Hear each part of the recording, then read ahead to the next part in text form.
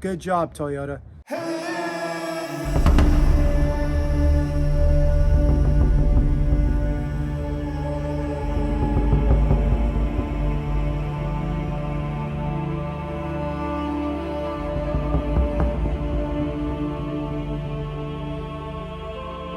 Welcome to Toyota Time with Timmy the Toolman and Sean. Today we have returning special guest FJ Ray.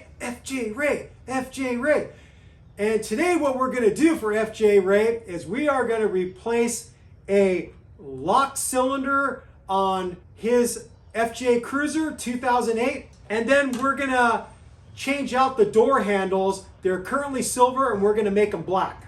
The reason for this job is somehow the passenger side lock mechanism was able to come out and he lost it somewhere on the road or the trail. He doesn't know where, but he basically was told by somebody, say, hey, it looks like your lock's missing, and sure as shit, it was missing.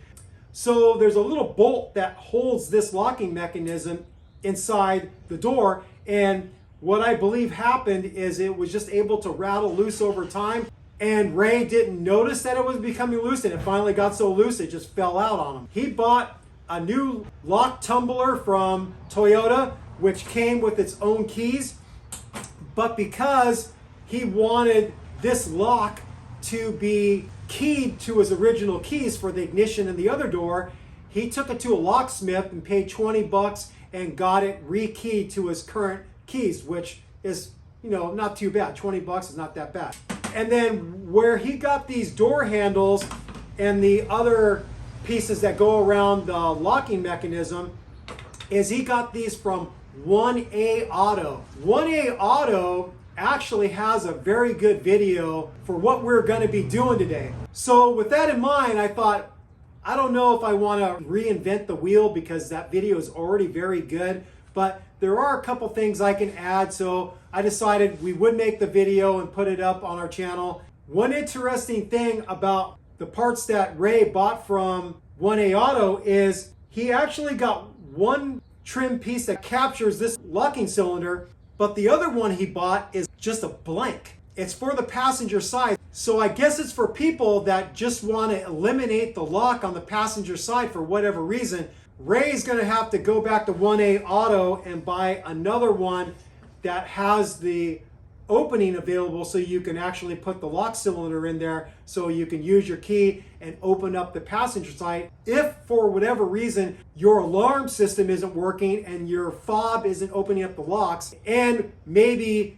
you don't want to have to crawl in from the driver's side to open up the other side if your alarm and your fob wasn't working properly. So he's going to have to get another one of these so we can swap that in at a later date. So with all that said, we're going to get out to the truck and we're going to show you how to get this done.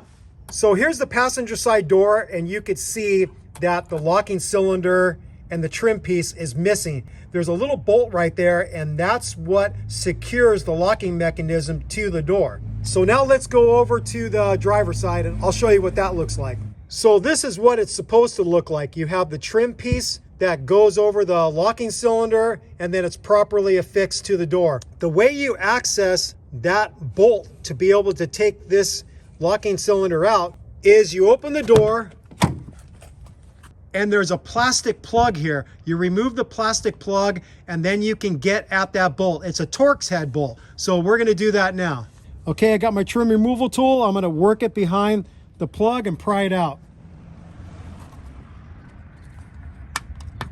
There we go. In the 1A Auto video, they mentioned that this Torx head is a 27, but when I looked up this information in the factory service manual, it said it was a 30. And so I fit a 27 in there, and it fits just a tiny bit loose. I fit a 30 in there, and that is nice and tight. So it is not a 27, it's a 30 Torx head. So I'm gonna get on here with a ratchet and I'm gonna spin that out.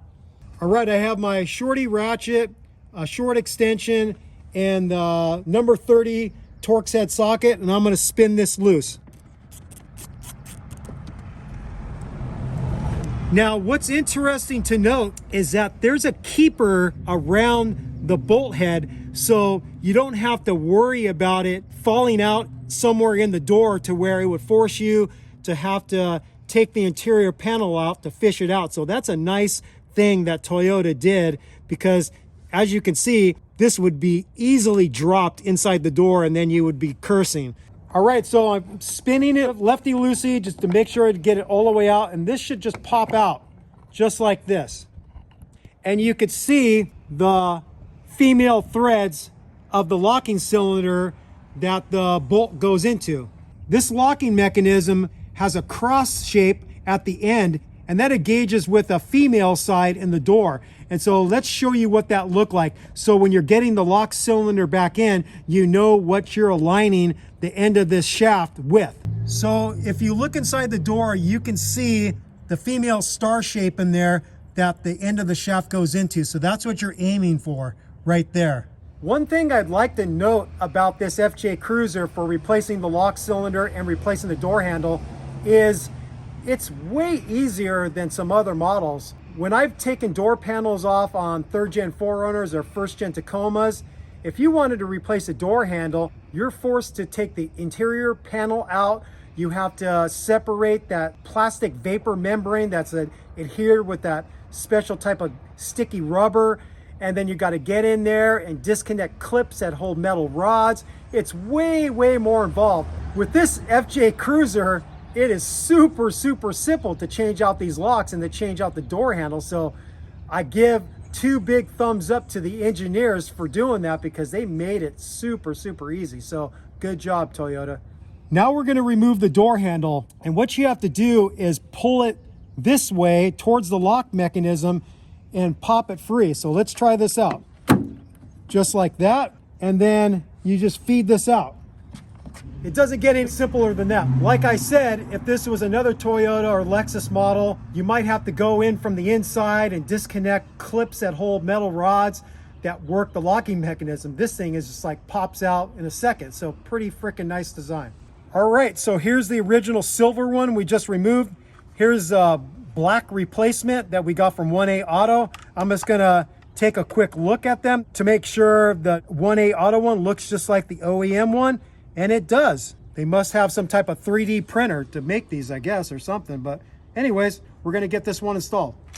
One extra thing we're gonna do for this job is Ray bought new rubber pieces that go around the lock cylinder and then go around this side. So we're gonna pull this old one off and this one, and we're gonna replace them with some new ones. These rubber pads hook into the door with a couple clips. There's one on this side and a couple on this side. So I'm just gonna pull and pop it out, and you'll see the clip here and the clip there. I don't know, I think we'll clean this up with a rag, and then we'll put the new one on. So we've got this one off, and this one's the same way. It goes on with clips.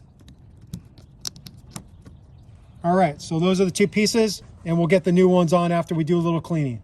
All right, so let's get these installed.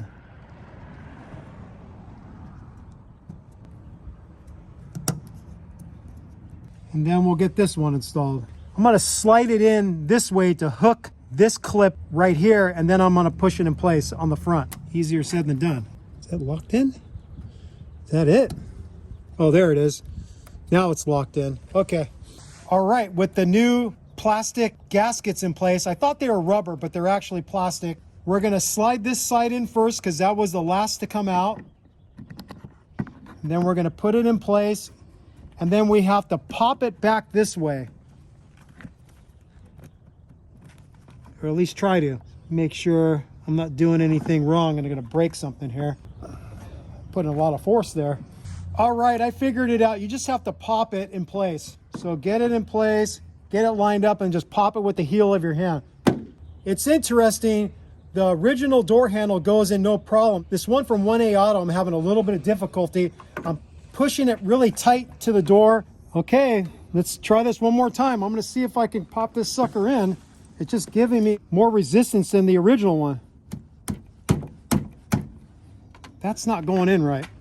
I messed around with it a little bit, and I finally was able to get it in. Maybe the width of this plastic is just a little bit different than the OEM, and it takes a little bit more force, but I was finally able to pop it in. So again, go in from this side first, line it up, and then pop it. Because we removed this door handle so many times, this plastic piece is coming with the handle, I have to hold it in position and then pop it. There we go. Finally got it. So now the next thing we're going to do is we're going to remove the lock cylinder from the original silver trim piece, and we're going to insert the lock cylinder into the black trim piece.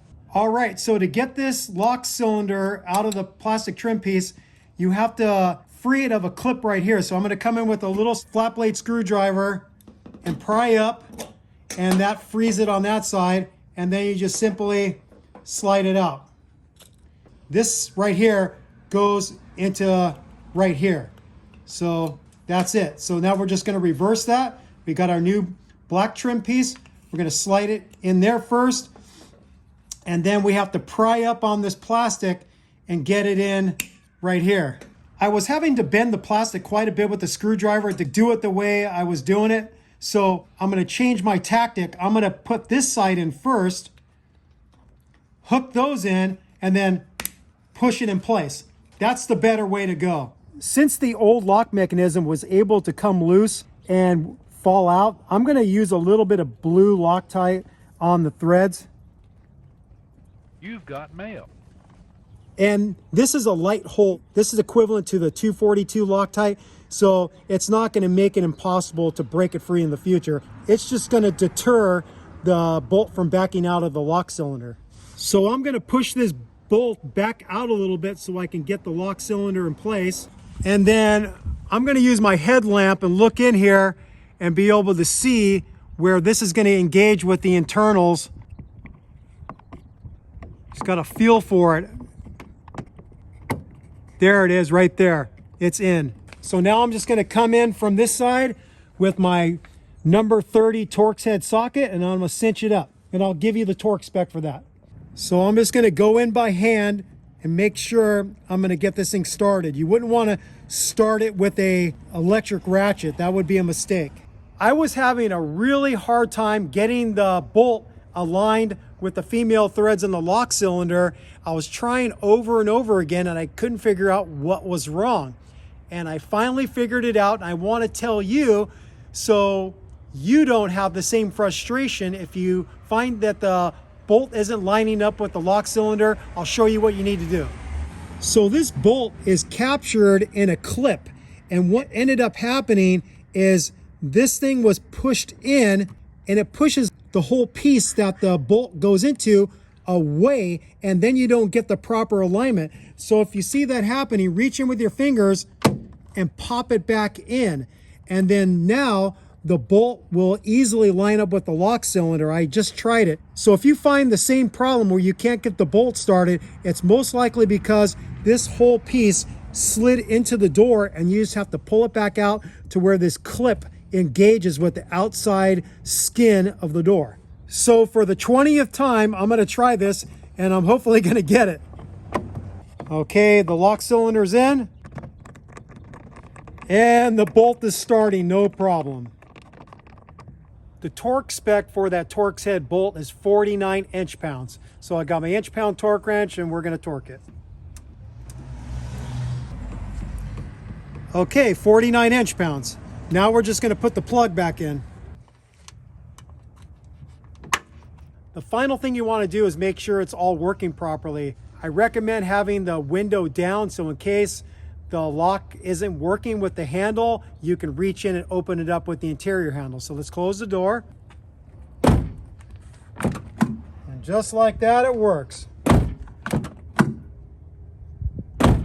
So it was a success. There was that one main hitch, which was I couldn't get the bolt aligned with the locking cylinder, and that's because that whole interior piece popped free and went more inboard, and it wouldn't allow me to get the bolt started. So it took me a while to figure it out, but then I finally figured out that I had to pop it back out towards the outside, and then the bolt lined up very well. So I'm glad I made this video to be able to show you that little problem, because that little problem could be very frustrating, because it was frustrating to me because I couldn't figure out why the bolt wasn't lining up. All right, we're going to do the same with the other side. We're not going to bother showing it because it's the exact same process. All right, we are all done with this job.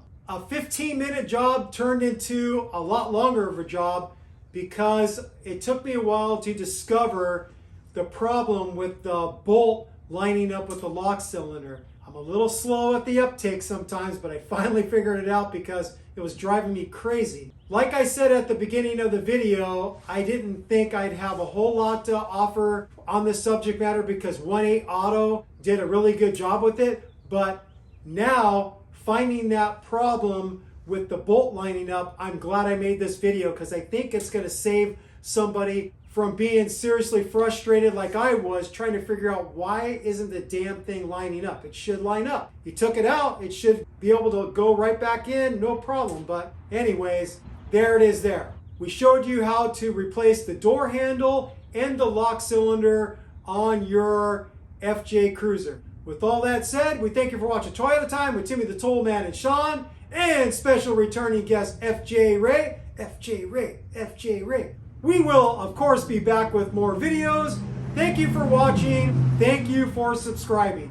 If you haven't subscribed yet, be sure to hit that subscribe button and also hit that notification bell if you want to be notified when we put up new content on our channel. Peace out. Happy wrenching. Sick mods. Bye-bye.